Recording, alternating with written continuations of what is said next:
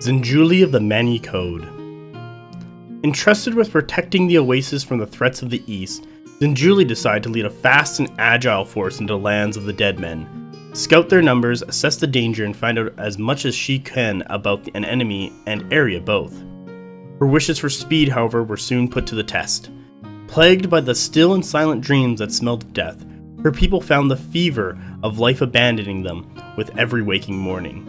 Following the advice of the representatives of the cults with her force, she ensured her people spent every waking moment busy and occupied by hunting, tracking, and battle training, finding out all they could do about their land.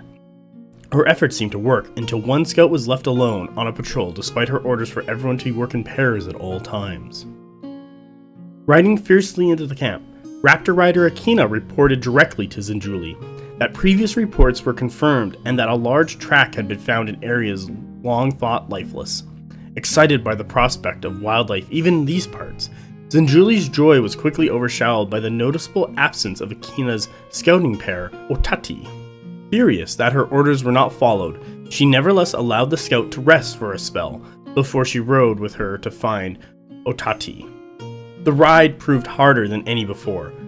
Haunted by the elements themselves as a sudden sandstorm befell them, Zenduali was entranced by a whispering voice in the wind. Mystified and consumed by its lure, she listened to its words and despaired. As a cloudless rain mingled with the besieging sandstorm, with the very land and elements around her feeling lifeless and angry, Zenduali plunged into misery, with young Akina trying desperately to pull her out of her own mind.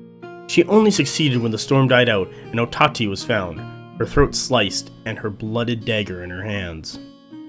Influenced by her experience in the storm and consumed by paranoia, she declared the death a murder and started fanatically to try and track the culprit. Eventually defeated by her own exhaustion and Akina's desperate pleas, she accepted the death as a suicide and returned with the body to camp.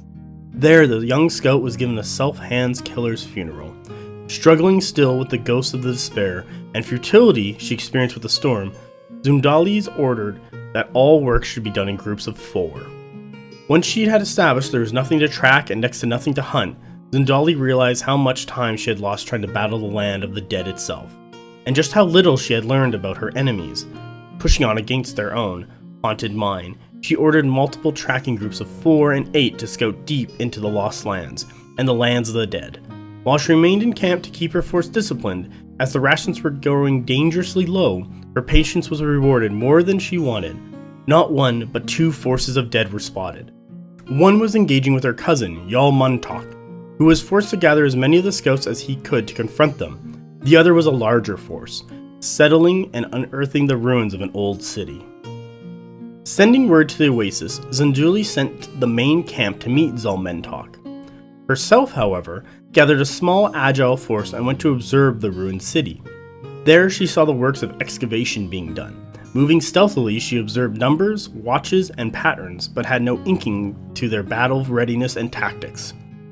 Having ensured that the oasis would be alerted first, she decided to follow the daring plan of one of her captains, a hit-and-run assault, aiming to gather as much information as possible about what the dead were digging for and how they responded to guerrilla warfare. The Battle of Davana Ruins proved to Zenduali that the dead would not be an easy enemy. While she was forced to retreat much sooner than she had hoped, and before she managed to strike any significant blow, she did manage to observe that the dead seemed focused on uncovering tombs. She noted the speed and efficiency that which they had responded to their surprise attack and the quiet coordination with which they moved. Equipped with some losses, but armed with knowledge, Zenduali fled west, her mission only partially successful.